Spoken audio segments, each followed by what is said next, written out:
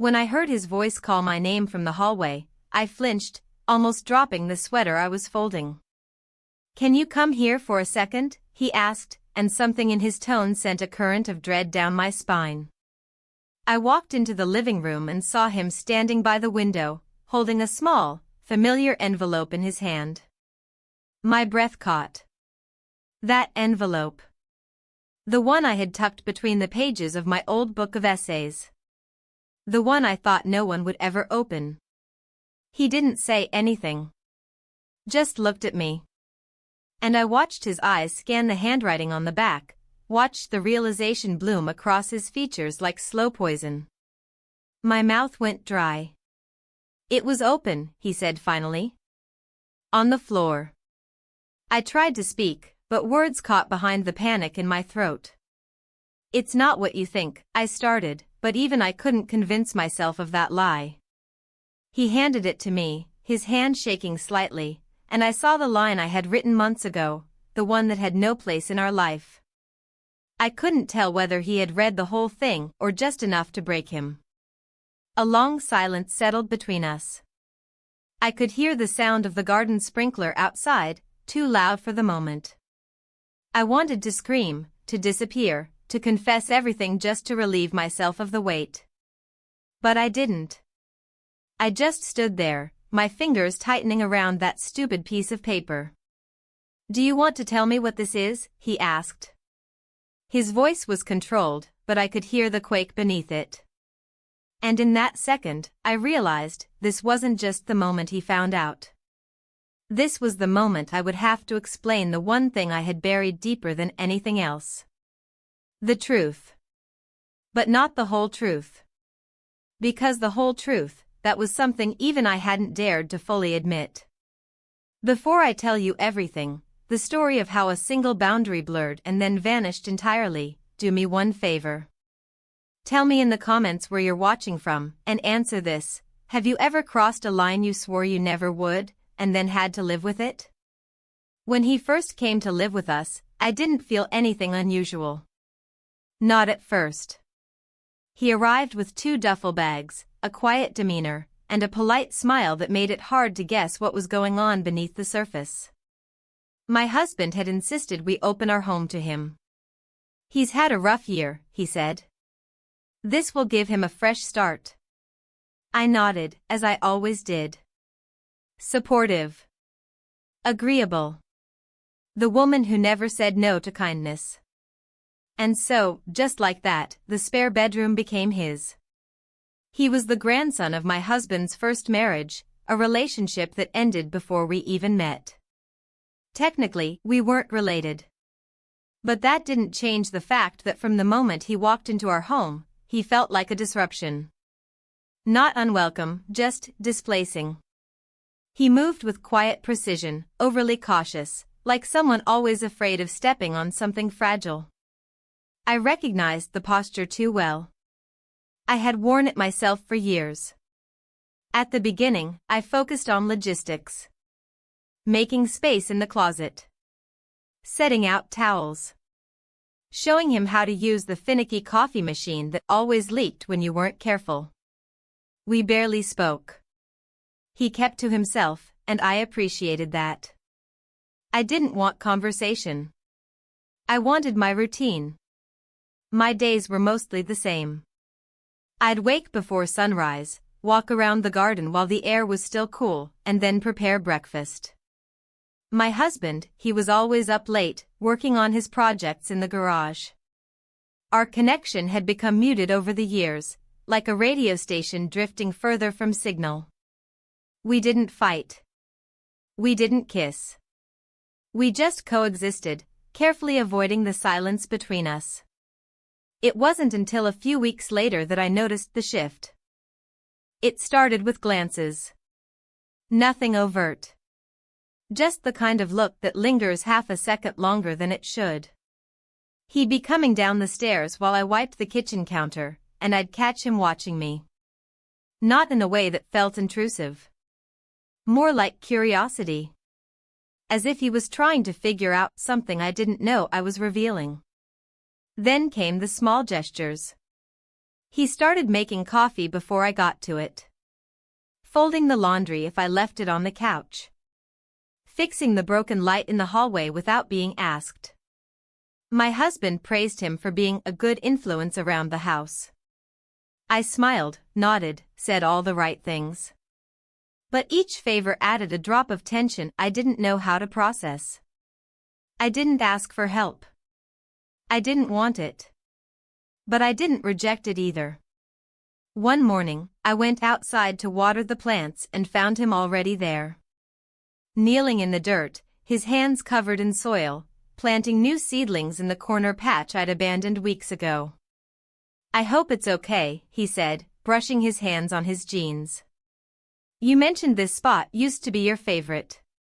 I had, but it had been in passing. A forgettable comment, I thought. I didn't know what to say. So I just said thank you. After that, I started noticing how much he noticed. My routines, my habits, my moods. He was careful with his words, but something in his gaze always felt a step ahead of what was being said. And it wasn't that he was flirting. He wasn't. That would have made it easier to ignore. This was something else. Something quieter. He saw me. The thought unsettled me more than it should have. I began to wear different clothes around the house, nothing revealing, just softer, better fitting. I told myself it was for me. That I needed to feel like a woman again, not just a wife. But I was lying to myself even then. It had been years since I felt that familiar flutter in my chest. The kind that used to come from a brush of a hand or the way someone said your name. But it was back now, uninvited. Persistent. I began to dread and anticipate our shared moments. The clinking of cutlery during dinner. The way he passed me the salt without needing to be asked. The brief, accidental touches when we both reached for the same object. It wasn't romance. It wasn't even desire, not yet. It was something more dangerous. The reawakening of something I had buried. One evening, my husband had gone out to meet an old friend for drinks. I was folding laundry in the living room when I heard footsteps behind me.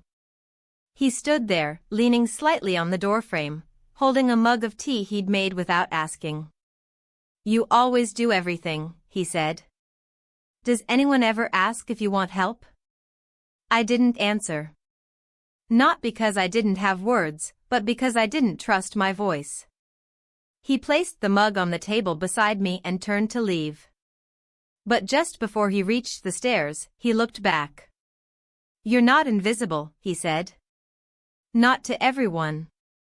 I didn't sleep that night. I lay in bed beside my husband, staring at the ceiling, wondering when exactly my life had begun to drift so far from its center. And whether I even wanted to return. That was the beginning. Of what, I still didn't fully know. But something irreversible had been set in motion. And I could feel it, just beneath the surface waiting. The morning after that conversation, I moved through the house like someone walking in a stranger's body. Everything felt both too familiar and suddenly foreign, my kitchen, my reflection, even the way the light came in through the curtains. I made coffee like I always did, but the taste felt different, like it belonged to someone else's morning. He didn't come down right away, and I found myself listening for footsteps that didn't arrive. The quiet was loud. When he finally appeared, he was dressed casually, hair still damp from a shower, a small towel over his shoulder. He said nothing at first, just offered a nod before pouring himself a cup. I pretended to focus on wiping the counter, though there was nothing left to clean. I could feel him behind me, moving through the kitchen, but he didn't stop to speak. That distance, after everything that had been said, felt unbearable.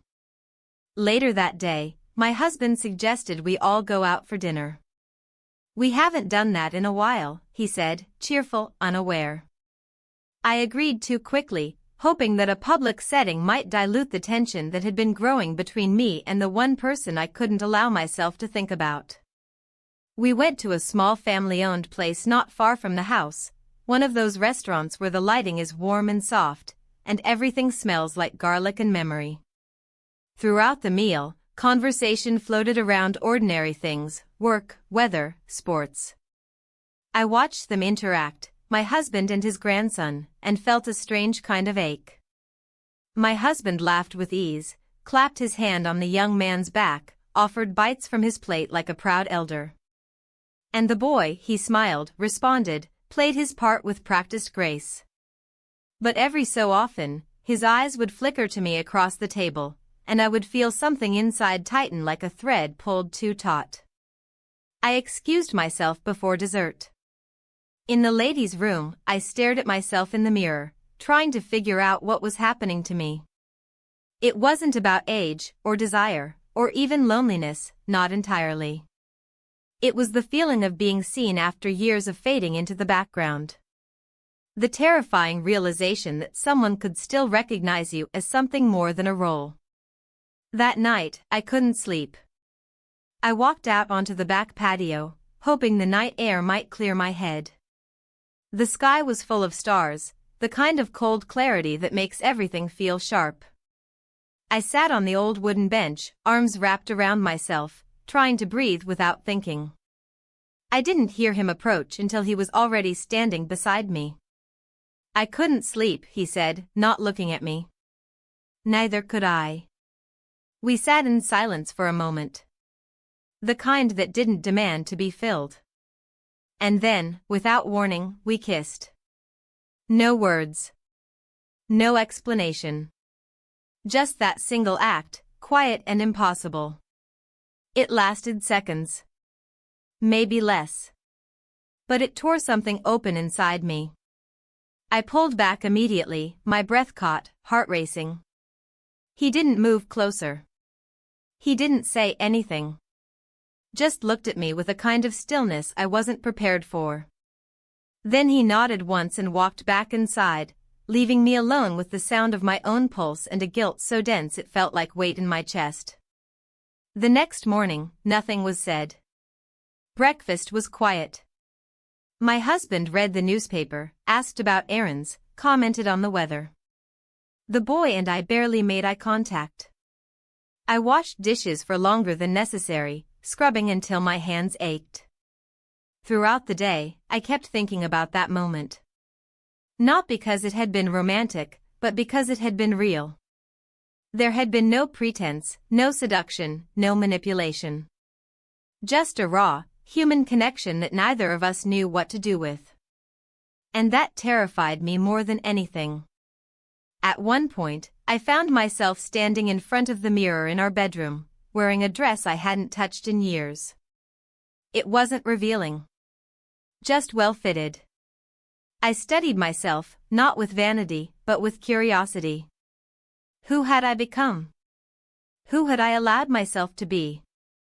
That afternoon, while folding laundry in the guest room, I found one of his shirts mixed in with mine. I held it for a moment longer than necessary before folding it tightly and placing it at the bottom of the pile. A small, meaningless act. But even that felt like a betrayal. My husband called from the other room, asking about dinner. I said I'd start something soon. My voice, even to my own ears, sounded distant. That evening, the boy stayed out longer than usual. I didn't ask where he went. I told myself I was relieved. That his absence would help me refocus. But the truth was, I kept glancing at the clock, listening for the sound of the door. When he finally returned, he went straight to his room. No words. Just footsteps and the quiet click of his door. I stood at the base of the stairs for a long time after that. I don't know what I was hoping for, a confrontation, maybe. A release.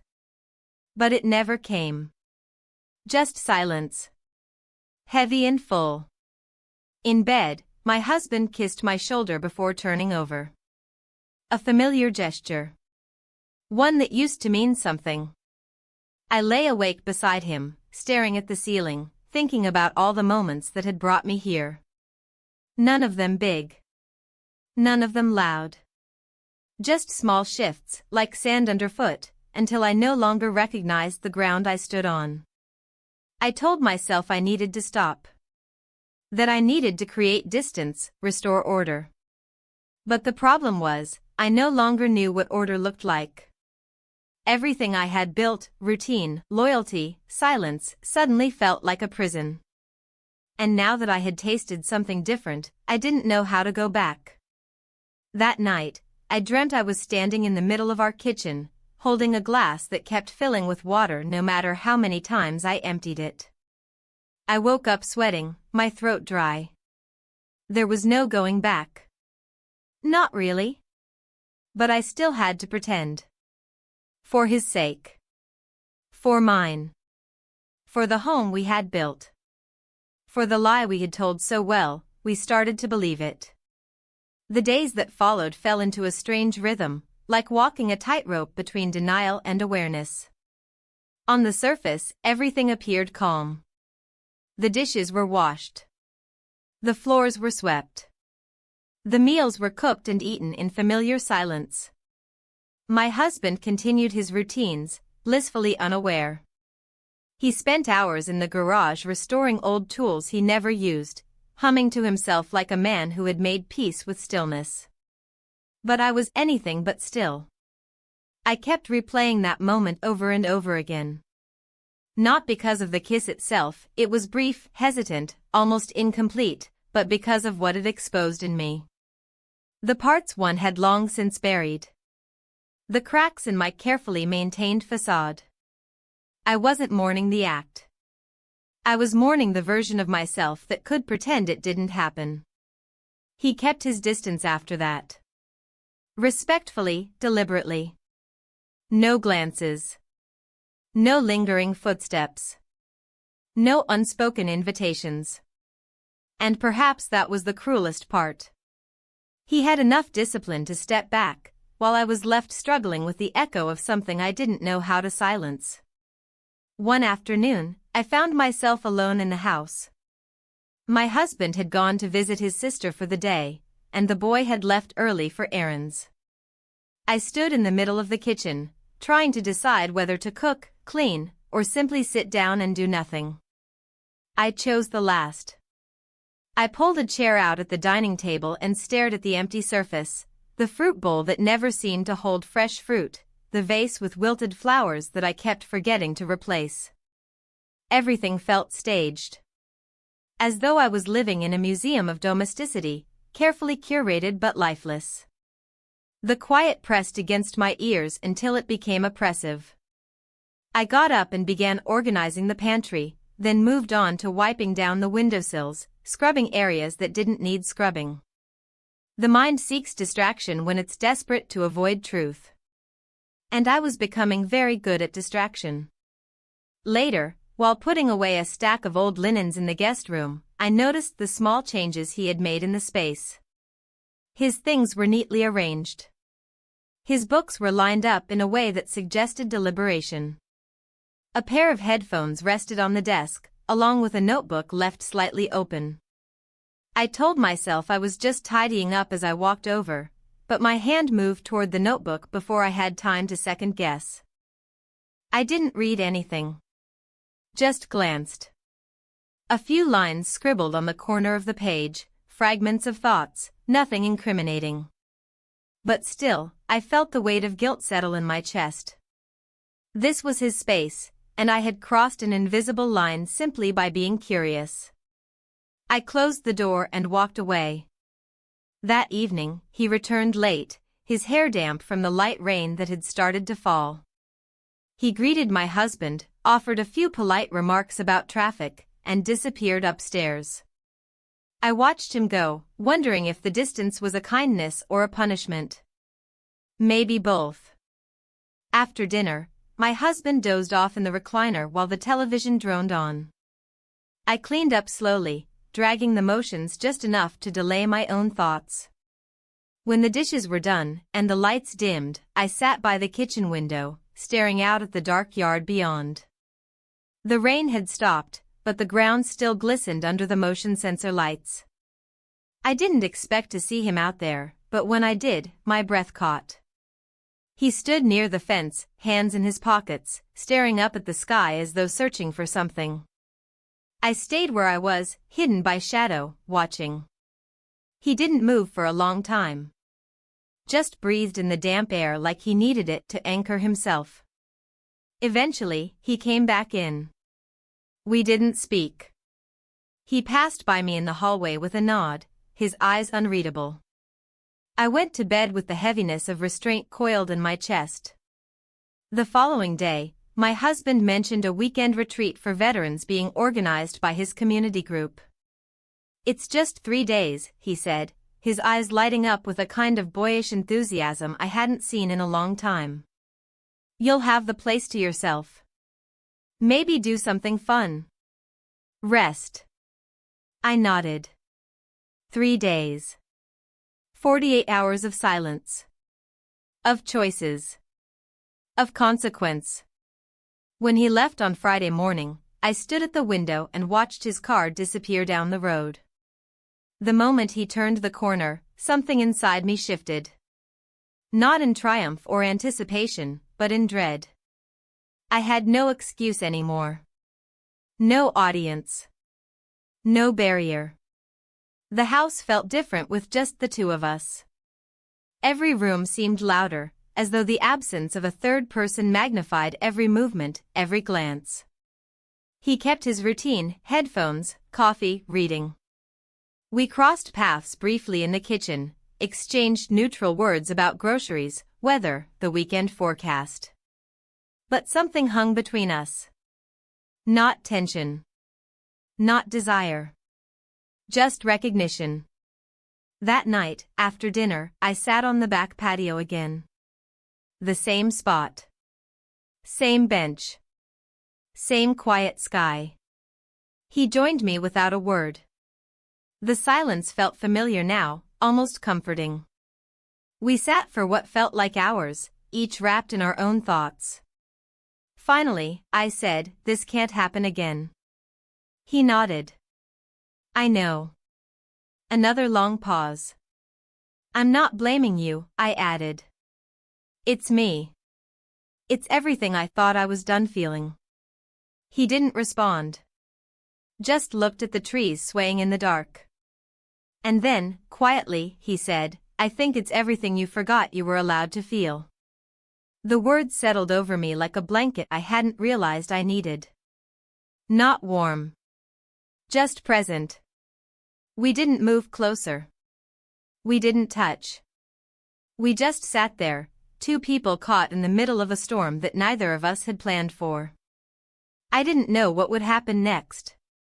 But I knew that this, whatever it was, had changed something I could never fully undo. When I finally went inside, I stood at the bottom of the stairs and listened to his footsteps retreating to his room.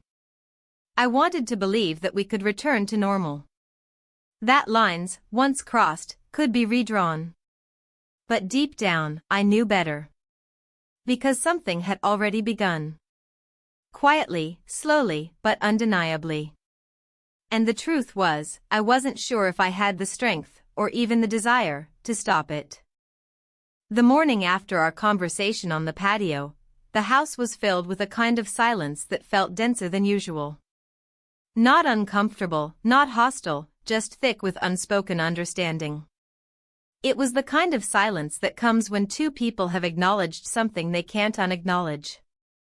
I moved through the kitchen slowly, preparing coffee, slicing fruit, turning the radio on and then off again, unable to settle on a single sound that felt right. He came downstairs late. His eyes were tired, the kind of tired that doesn't come from lack of sleep but from the weight of restraint. He didn't linger in the kitchen. Just poured his coffee, muttered a soft thank you when I slid a plate toward him, and retreated to the guest room. I stood at the sink, watching the condensation build on the window, wondering how something as small as shared silence could feel more intimate than years of shared life. Throughout the day, we kept our distance. He stayed upstairs most of the afternoon, and I occupied myself in the garden. I trimmed the rosemary bush that had grown wild, pulled weeds, and watered the vegetable bed he had helped me plant weeks earlier. The soil still held the shape of his hands, the shallow impressions of where he had pressed the roots in with care. I tried not to think about that. By evening, the clouds had thickened and the air had turned heavy with the promise of rain. I stood on the porch, arms crossed over my chest, and watched the wind move through the trees. The kind of wind that doesn't just pass through, but lingers, nudging at doors and loosening old leaves. I didn't want to cook, but the emptiness in the kitchen felt louder than my own exhaustion, so I set about preparing something simple: soup, bread, salad. He didn't come down. I called up the stairs once. Not loudly. Just enough to be heard. Eventually, I heard footsteps. He entered the dining room cautiously, like someone walking into a place that wasn't entirely his anymore. He offered to set the table, and I let him. We moved around each other with practiced coordination, never once brushing hands, never making eye contact longer than a second. We ate mostly in silence, the occasional clink of a spoon against ceramic or the soft sound of a chair shifting breaking the quiet. I could feel him watching me when I wasn't looking. Not staring, just noticing. Measuring.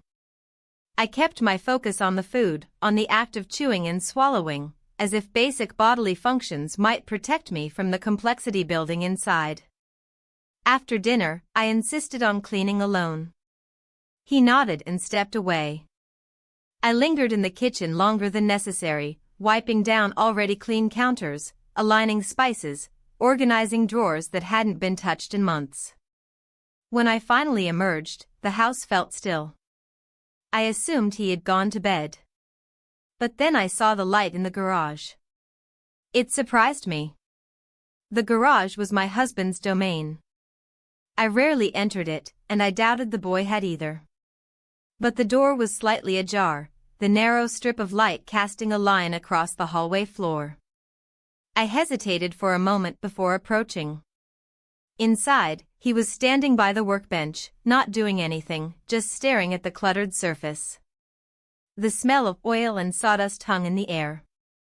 "I've never actually been in here," he said quietly, without turning around. I stepped in, uncertain. The space felt too full of someone else's life, someone else's rhythm. There were photographs pinned to the wall, tools arranged in meticulous rows, labels on everything, even the boxes of nails. This room was the most organized part of our home, and somehow, the least alive. "I thought it would be different," he added. I didn't know what to say to that, so I said nothing. Just looked around, letting my eyes settle on the familiar objects I had never really seen. There was a wooden model ship in progress on the far shelf. My husband had started it years ago and never finished. A thick layer of dust coated the sails. That felt symbolic in a way I wasn't ready to face. After a moment, he turned to me. Not close. Not reaching. Just turning. "I think I need to leave soon," he said. The words landed with a quiet finality, like the soft closing of a book. I nodded, though I hadn't expected to.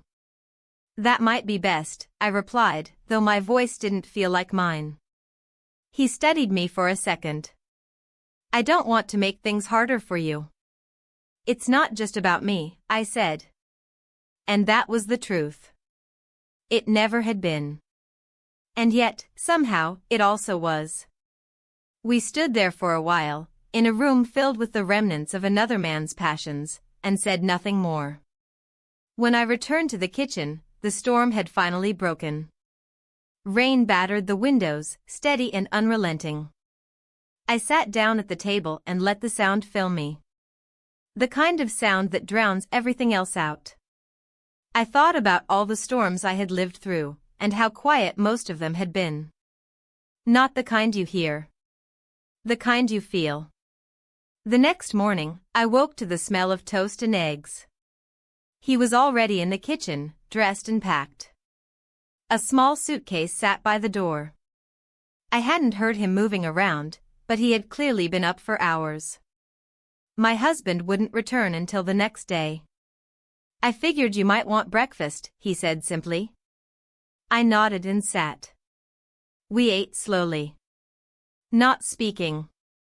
Not rushing. There was a finality to the moment, though neither of us acknowledged it out loud. Afterward, he washed the dishes while I dried them. When the last plate was placed on the rack, he wiped his hands and turned to me. Thank you, he said. For letting me stay. I managed a quiet "you're welcome," though the words felt thin. He picked up his bag and opened the door. The air outside was fresh and cold, the kind of air that sweeps away everything stale. He paused for just a second on the threshold, then looked back. Take care of yourself, he said. And then he was gone. I stood there for a long time after the door closed, unsure whether I felt relieved or hollow. Maybe both. The house was quiet again. Not the dense silence of tension, but the wide, echoing silence of something that had passed. I walked into the garage, stood in the same spot he had the night before, and looked at the unfinished ship. And for the first time in a long while, I realized just how many things I had left half-built. When my husband returned the next day, the house was quiet, still holding the residual weight of an absence I hadn't quite processed. I met him at the door, like I always did, a practiced smile on my face and arms ready for the expected welcome. He embraced me warmly, kissed my cheek, and held me longer than usual. I hadn't anticipated how strange it would feel to be held again. Not by someone unfamiliar, but by someone who had become distant through years of routine and comfort. He brought with him the scent of the lodge where he'd stayed, pine, old wood, a trace of fire smoke clinging to his jacket. He spoke with light in his voice, telling me about the men he saw, how the trip had helped him clear his head. I nodded along, listening, asking questions when needed. I was a good listener. I always had been. We had dinner together that evening, just the two of us, and everything about it felt painfully ordinary. He talked about maybe starting a new project in the garage, maybe taking a short road trip soon, just the two of us. I smiled, agreed that it sounded nice. But I couldn't stop the way my body felt a step behind everything. Like I was playing a role I hadn't rehearsed well enough this time. The next few days were filled with attempts to return to normalcy.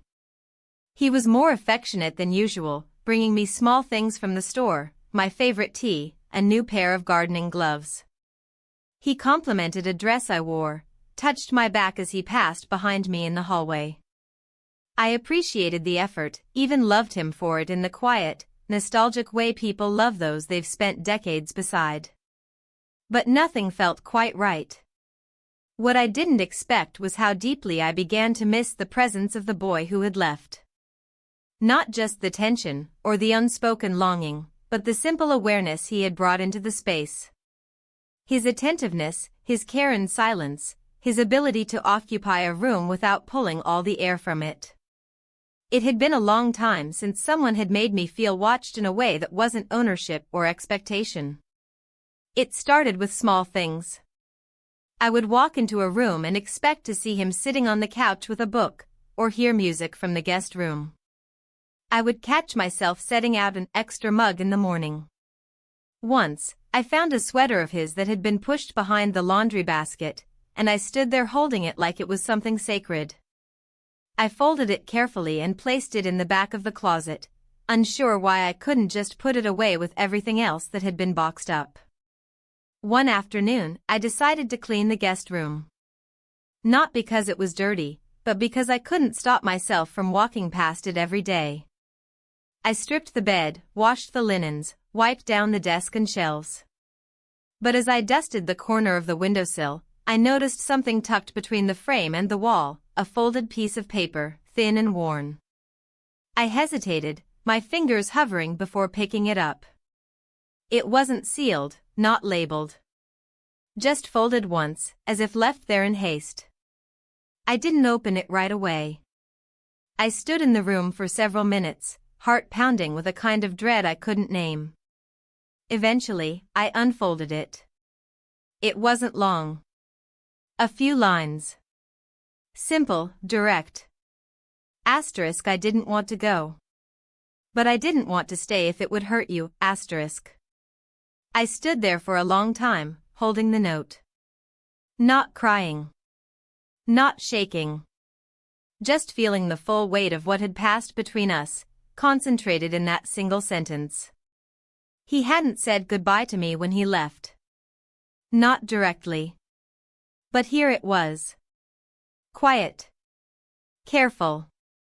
Uncomplicated. I placed the note back where I found it and closed the door to the room behind me. That night, my husband invited me to watch an old film together. Something we hadn't done in years. He brought out a blanket, made popcorn, tried to recreate the feeling of a life we once shared with ease. I sat beside him, our shoulders touching, his hand finding mine under the blanket. He looked over at me during a funny scene, eyes crinkling with affection, and I smiled back. But I couldn't feel it. Not the way I used to. At one point, he leaned his head on my shoulder. It was sweet. Familiar. And yet, all I could think about was how this version of love, quiet, safe, predictable, was no longer enough to fill the space that had been cracked open inside me. The next morning, I got up early and walked around the garden. The air was crisp, the ground damp from a night of quiet rain. I moved slowly between the rows, pulling away weeds, checking for growth. There was a new bud on one of the tomato plants, a small sign of something beginning again. As I turned to go back inside, I saw my husband watching me from the kitchen window. He waved. I waved back. That was all. Later that day, he suggested a drive into town. He wanted to get a new part for one of his projects, asked if I wanted to come. I agreed. We drove with the windows down, the radio low, the road familiar. He talked about renovations he was considering, maybe a new paint color for the bedroom. I nodded, made small comments, but mostly let him fill the silence. We stopped for coffee before heading home. He brought it to the table with a small smile and said, I missed this. Us. I looked at him, at the warmth in his eyes, and said nothing for a moment. Then I replied, I know. And I meant it. I had missed it, in some ways. The comfort. The stability. But I also knew that I had changed in ways I couldn't fully explain. And part of me feared that if I stayed too long in that version of myself, the obedient wife, the silent partner, I would disappear again. When we got home, he returned to his tools, and I went to the kitchen. I stood at the counter, sipping the last of my coffee, staring out the window. The wind had picked up again, rustling the leaves in the yard. I thought about calling someone. A friend. My sister. But I didn't. Instead, I took out a notebook from the drawer. The one I used to keep recipes in. I tore out a page and started to write. Not a confession. Not a letter. Just thoughts. Just words I hadn't allowed myself to speak out loud. By the time the sun began to set, I had filled the page with sentences that didn't try to solve anything. They just existed, like I did now, in the quiet middle space between what had been and what might still be. And as I placed the note carefully in the same corner of the windowsill where I had found his, I realized I wasn't looking for closure. I was just trying to remember how it felt to tell the truth, even if no one else ever read it. The following weeks passed with a kind of gentle monotony, as if the house had absorbed all the chaos and turned it into silence. My husband was cheerful in small, noticeable ways, offering to cook breakfast, suggesting weekend activities, talking more during dinners. He didn't know what had happened, and I wasn't sure if it was kindness or cruelty that he never seemed to suspect. He simply went on loving me in his quiet, steady manner, and I went on pretending not to be drowning in the current of everything left unsaid. I buried myself in the rhythm of the days. I reorganized the kitchen cabinets, reworked the entire layout of the pantry. I took long walks through the neighborhood, sometimes forgetting where I was going and retracing my steps without urgency. I cleaned out the attic one Saturday and found a box of old photos, black and white snapshots of his childhood, his first marriage, faded moments from another life I had never been part of. I stared at those photos for a long time, searching the faces for something familiar. But they felt like artifacts from a museum I had no business visiting. I started writing more, too. Short sentences at first. Then longer ones. I filled pages with thoughts I couldn't voice aloud, most of them unfinished, fragments that trailed off midline. I didn't go back to reread them. I didn't try to make them coherent. It wasn't about clarity. It was about survival. I told myself, often, that it had all passed. That I had been caught in a moment of weakness, a moment that revealed more about my loneliness than any real connection. That it was done. Contained. That I had chosen the life I built, and it was good enough. And yet, there were reminders. Unavoidable ones. The spare room, now always closed. The jacket he had forgotten, which still hung by the back door, untouched. The music I heard on the radio that once drifted softly from his headphones. The rhythms of his presence echoed longer than I expected. One morning, while out shopping for groceries, I thought I saw him. A figure moving through the far aisle, the shape of his back, the way he paused with one hand tucked into the pocket of his jacket. My heart lurched. I abandoned my cart and moved toward him, but when he turned, it wasn't him. Just someone who shared the outline but not the detail. I stood frozen for a moment, embarrassed by the sharpness of my own reaction, then returned to my cart and tried to pretend it hadn't happened. At home, I didn't mention it. I cooked dinner like always, folded laundry while the news played in the background. My husband asked about my day, and I offered vague answers. He didn't press. He rarely did. A few days later, while tending to the garden, I found a piece of twine tied loosely around one of the wooden stakes we used for the tomato plants. It hadn't been there before. Just a small loop, nothing significant. But I remembered how he used to tie the same kind of loops when supporting the vines. I stood there for a long time, staring at it, my hands covered in soil, the late afternoon sun pressing down on the back of my neck. It could have been nothing. A remnant from earlier in the season. Or it could have been something. The uncertainty unraveled me. I started dreaming about him. Not in romantic ways. In unsettling ones. Dreams where he was present but silent, standing at a distance, watching as I went about my day, never speaking, never leaving. In one dream, I was seated at our dinner table while he stood just behind me, out of view. I could feel him there, the warmth of his presence, but every time I turned to look, he vanished. I woke up from those dreams with the same aching sense of absence that clung to me like fog. I told myself they would stop. That they were just thoughts taking root in the subconscious, trying to work themselves out. But they didn't stop. It all came to a head one afternoon when my husband suggested we host a small dinner. Just a few friends, he said. Something simple.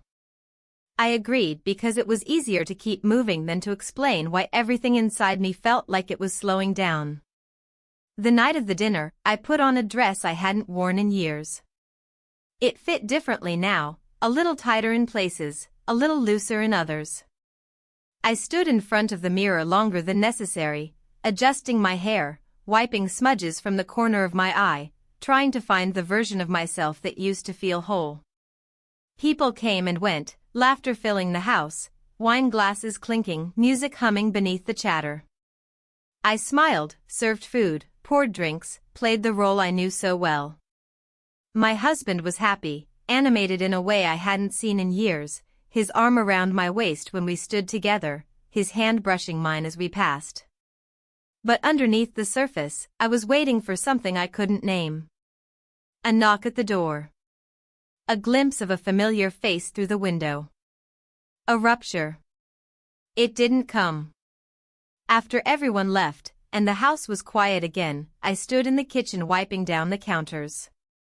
My husband came up behind me, rested his chin on my shoulder, and whispered, "Tonight felt good. Like the old days." I smiled, but it didn't reach my eyes. Later, as I lay in bed, staring at the ceiling, I thought about how easy it was to fool others. How convincing a smile could be when practiced enough. But inside, I was unraveling by the inch. And the worst part was knowing that I couldn't tell anyone why. Because the truth wasn't that I had fallen in love. It wasn't even that I had betrayed anything tangible. The truth was simpler and far more dangerous. I had been seen. Just once. Clearly. Without expectation or obligation. And I missed it with a kind of ache that made everything else feel paper thin. I rolled onto my side, facing away from the man I had built a life with, and closed my eyes. But sleep didn't come. Only the quiet hum of everything left unsaid. We hadn't been to the lake house in nearly 3 years. It was my husband's idea, something spontaneous, he claimed, a break from the heaviness of routines. I didn't argue. The suggestion came on a quiet Thursday evening, as we finished dinner. He said he wanted to reconnect with the place, with me, with us. I nodded, smiled, agreed to pack a bag. It seemed easier than saying no. The house was smaller than I remembered, and older. The floors creaked louder. The dust lingered longer in the air when disturbed. But there was a peace to it, a simplicity I hadn't realized I missed. The lake behind the property was still, untouched by boats this early in the season. The water shimmered under the pale spring light, framed by trees just beginning to bloom. We arrived late Friday afternoon. My husband unpacked the car while I opened windows, aired out mustiness, wiped down the counters.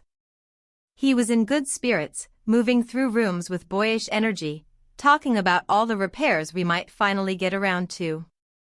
I listened, nodded, made the appropriate sounds of agreement. But inside, I felt a quiet pull, as if something was approaching, not outside, but from within me.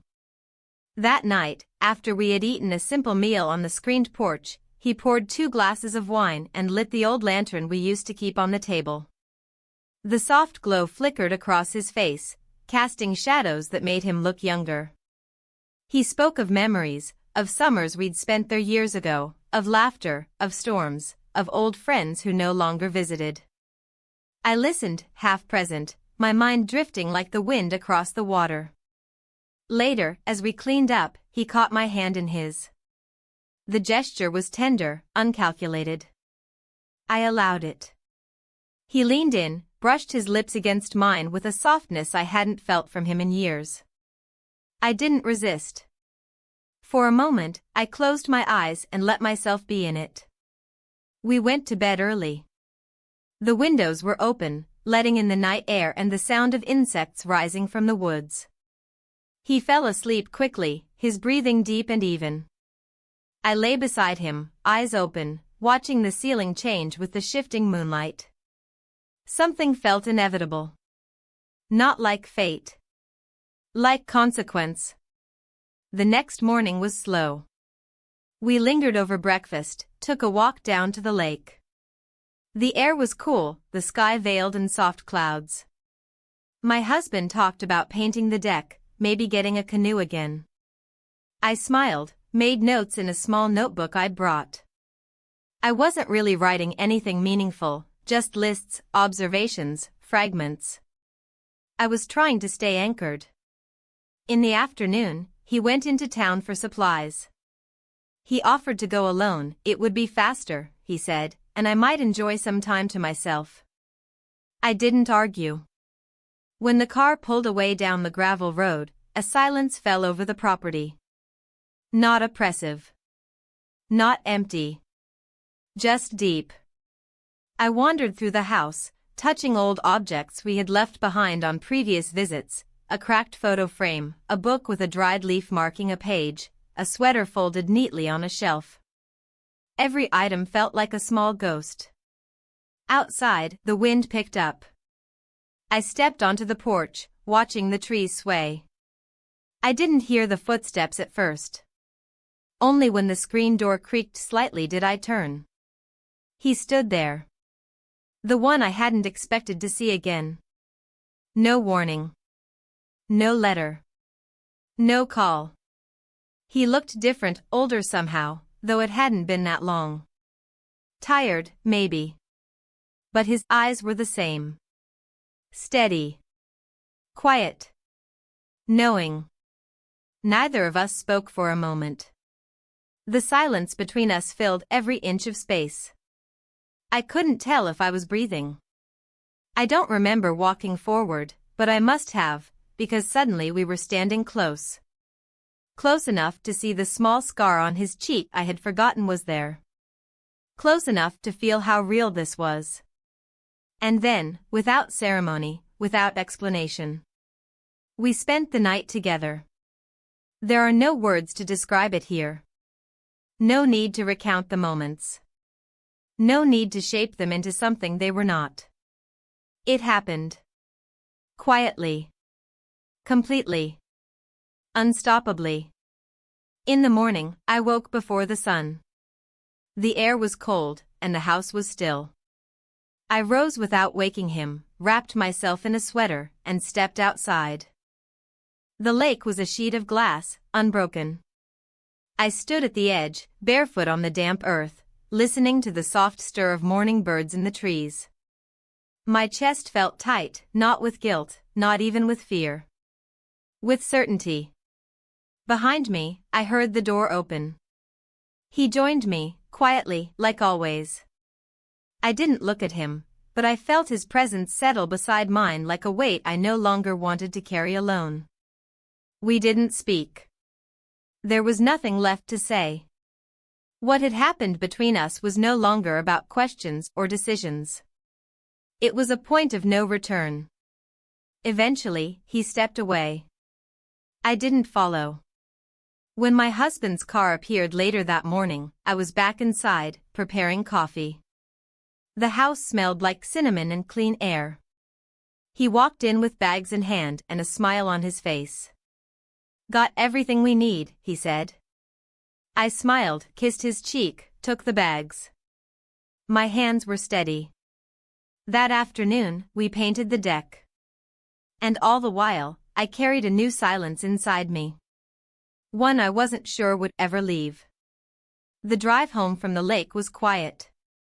My husband hummed softly to the radio, drumming his fingers on the steering wheel in rhythm with a song I couldn't name. I stared out the window, watching the landscape roll by in slow motion, pastures, telephone poles, distant trees that looked like they were folding into the sky. I didn't speak, not because there was nothing to say, but because every word I rehearsed in my head dissolved before it reached my lips. We arrived late afternoon. The house was just as we left it, still and unchanged, with the faint smell of closed windows and settled air. My husband brought the bags inside while I went to the kitchen, switching on the lights one by one, as if to reclaim the space from the shadows that had gathered in our absence. Later that evening, after the bags were unpacked and the fridge restocked, he suggested ordering takeout. "Let's not rush back into everything," he said with a smile, and I agreed. I sat across from him at the table as we ate, nodding at his stories, laughing when it felt appropriate. But underneath, a numbness had begun to take root, like a quiet fog spreading through a familiar landscape. When I woke the next morning, I was alone in bed. I could hear the faint clink of dishes in the kitchen and the low hum of the radio. My husband was in one of his good moods, moving about the house with lightness in his step. I rose slowly, wrapped myself in a robe, and padded down the hallway, trying to feel grounded in the simplicity of a Sunday morning. He greeted me with coffee and a warm smile. "Slept well?" he asked. I lied and said yes. The day passed with domestic ease. We worked side by side in the garden, trimmed the hedges, swept the patio. He talked about repainting the guest room, maybe turning it into a reading nook. I nodded, offered input when needed, kept my hands busy. Every time he mentioned that room, I felt a flicker in my chest, a memory, a name, a presence I could no longer speak aloud. In the late afternoon, I wandered upstairs alone, ostensibly to fold laundry. But I found myself standing at the doorway to the guest room, hand resting lightly on the knob. It had remained untouched since before the lake. The door was closed, as if sealing in everything I'd been avoiding. I opened it slowly. The room was clean, orderly, yet it felt like a shrine. Nothing was visibly out of place, but I could still sense him in the space. The way the books on the desk were arranged, the faint indentation on the pillow that hadn't yet faded, the drawers slightly ajar, holding nothing but a pair of socks. I stepped inside and stood there, not moving, not touching anything. Just remembering. At some point, I noticed the note I had left weeks ago, still tucked between the windowsill and the frame. I had forgotten it completely.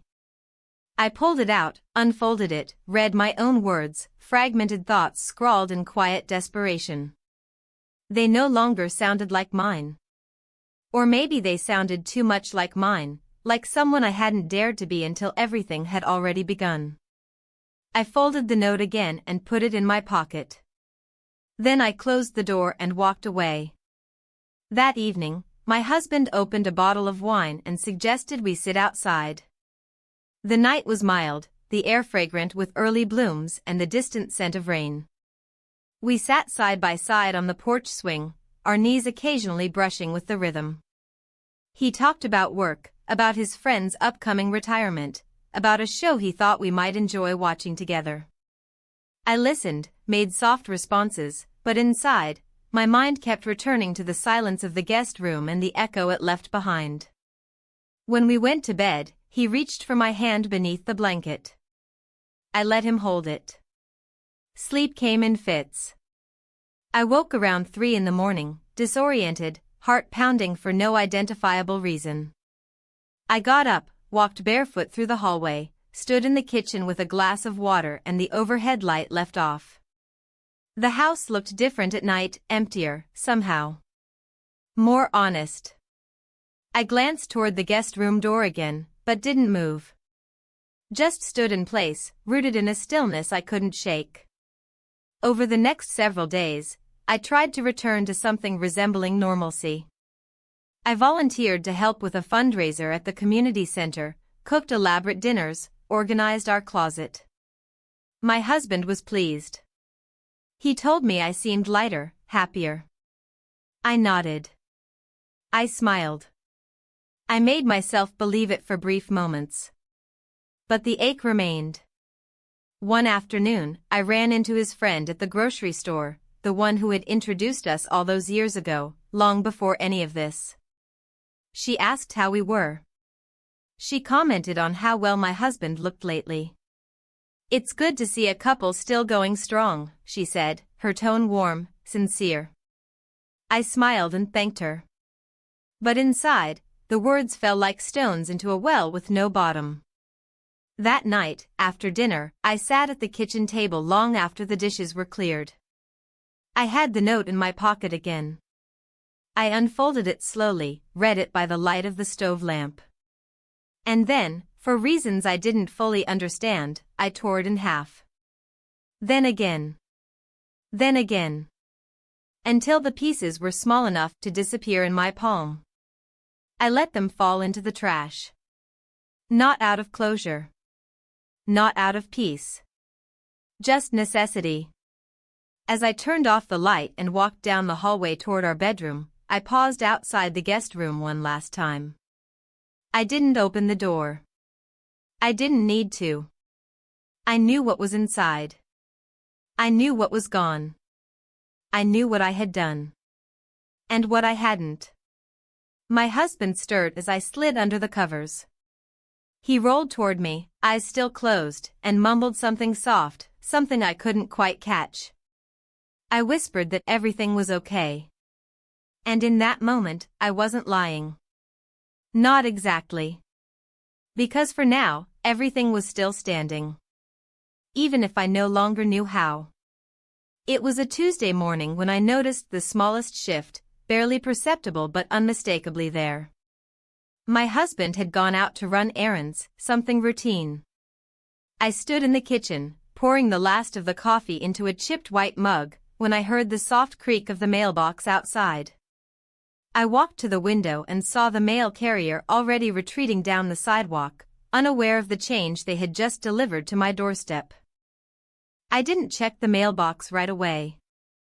Instead, I finished my coffee, rinsed the mug, and wiped the counter, as though dragging out the moment might keep whatever it was from becoming real.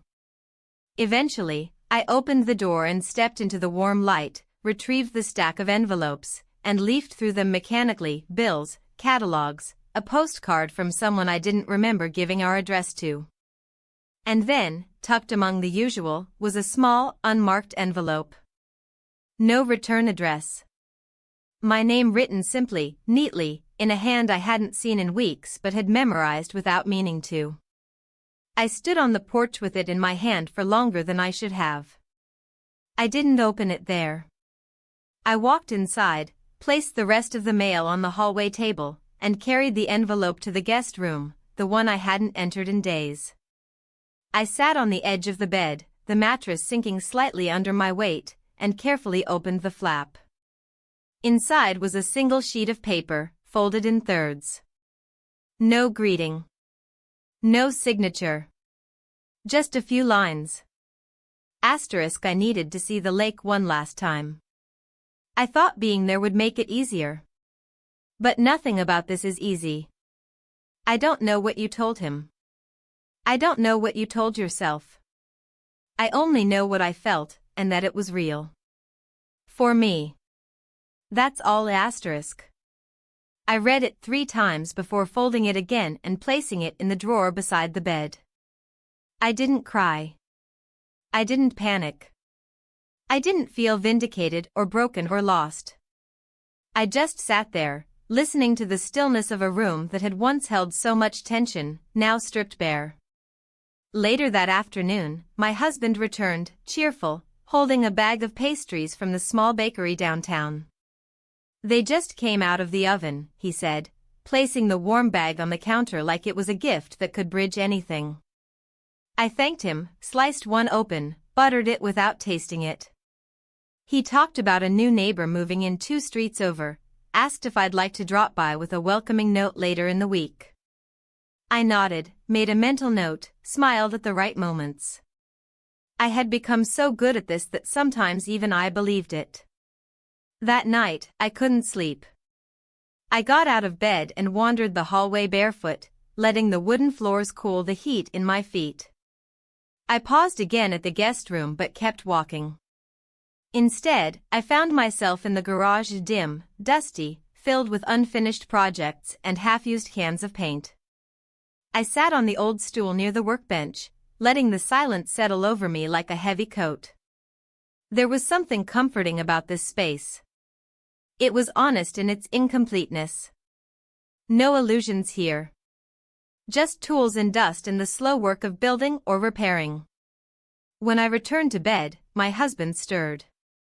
He reached for me, just a hand to my arm, warm and familiar. "Everything okay?" he murmured. "Yes," I whispered. "Go back to sleep." The next morning, I woke early. The sun had barely crept above the horizon. I dressed quietly and left a note in the kitchen, saying I'd gone for a walk. I followed a path through the woods near the edge of town, a trail I hadn't taken in years. The air was damp, filled with the scent of pine and soil.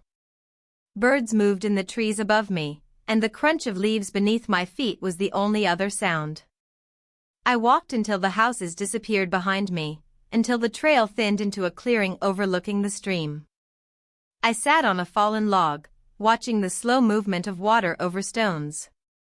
It reminded me of how time had moved since he left, not fast, not slow, just steady. uninterested in my grief or guilt or longing. Indifferent in the way only nature can be. There, alone with the sounds of wind and water, I finally allowed myself to feel the full weight of what had happened, not just the moments that changed everything, but the years that led to them. The years I had quietly unraveled without anyone noticing. The years I had measured my worth by the absence of complaints or conflict. The years I had folded myself into a shape that no longer resembled the woman I had once imagined I might be. I don't know how long I sat there. Long enough for the sun to rise, for the dew to dry, for my breathing to even out again. When I finally stood, I felt no clearer, no more certain. But I was steadier. That would have to be enough. Back at home, my husband greeted me with concern laced in his voice. "I didn't know where you'd gone," he said. "I needed air," I replied. "Are you okay?" "Yes," I said again. "I just needed to be alone." He nodded, perhaps sensing that pressing further would yield nothing. We moved through the rest of the day quietly, like people who shared a house and a history but not the same story anymore. That evening, I returned to the guest room. I took the note from the drawer and placed it in a small wooden box where I kept other things that no longer had a place in the open. A ribbon from my mother's dress. A key to an apartment we once lived in for 6 months. A photograph from before we were married. Not forgotten. Just tucked away. Before bed, I stepped outside. The sky was clear, dotted with stars, the kind of sky that makes you feel both small and grateful. I stood there for a long time, my arms folded, watching the night without asking anything of it. When I came inside, my husband was already asleep. I lay beside him, listening to his steady breathing, the quiet rhythm of someone who hadn't felt a tectonic shift beneath their feet. I closed my eyes. And for the first time in a long while, I didn't dream. It was early April when the rhythm of things began to fray, not from any single event but from a series of small, accumulating moments, each one quiet, almost unnoticeable on its own. My husband had become more attentive, perhaps sensing something intangible, a drift that he couldn't name but couldn't ignore either. He brought home flowers for no reason, made breakfast on weekends, asked if I wanted to start planning a trip somewhere warm. I answered all of it with smiles and small affirmations, kind but distant. Not because I didn't appreciate the effort, but because it was too late. Not in any dramatic way. Just late in the way that seasons arrive whether you're ready or not. On a Sunday afternoon, I found myself walking through the neighborhood alone. I didn't have a destination in mind, only a need to move, to feel the air on my skin and the sun low against my face. Trees were starting to bloom, delicate petals beginning to unfold, and the scent of earth was thick and damp. I passed people I knew, neighbors, couples, a woman walking a golden retriever I always saw but never spoke to. I waved, they waved back, and I kept walking, as if movement itself could keep me from sinking.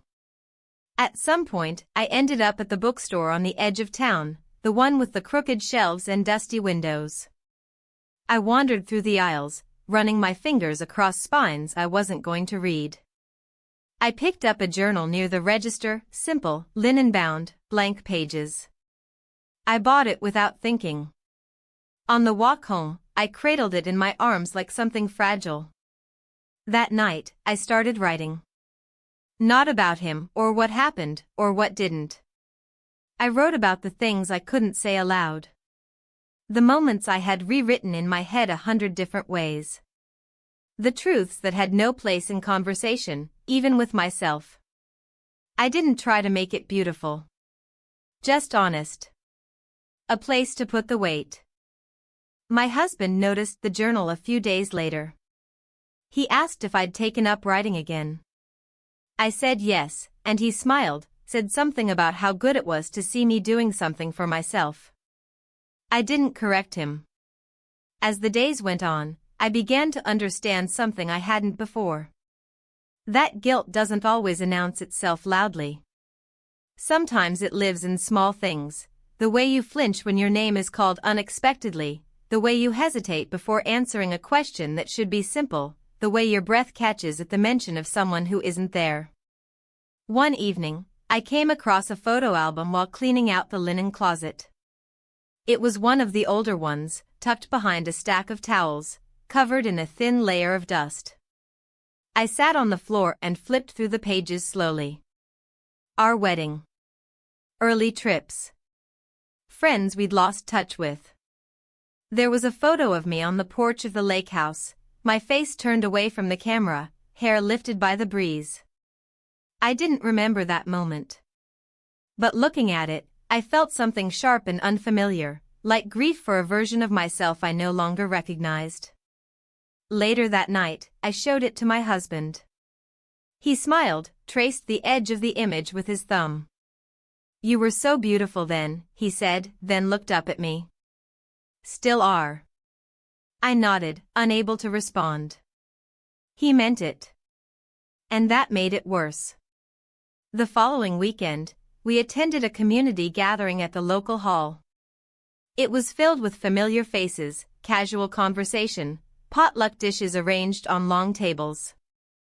We sat with friends, laughed at the same jokes we'd heard before, participated in small talk about weather and traffic and the price of groceries. Someone asked if we'd thought about downsizing, now that the house was so quiet. My husband answered easily, saying we weren't quite ready for that yet, that the silence wasn't unwelcome. I smiled and agreed, even as the words made my stomach tighten. Afterward, as we walked home, he reached for my hand and held it lightly.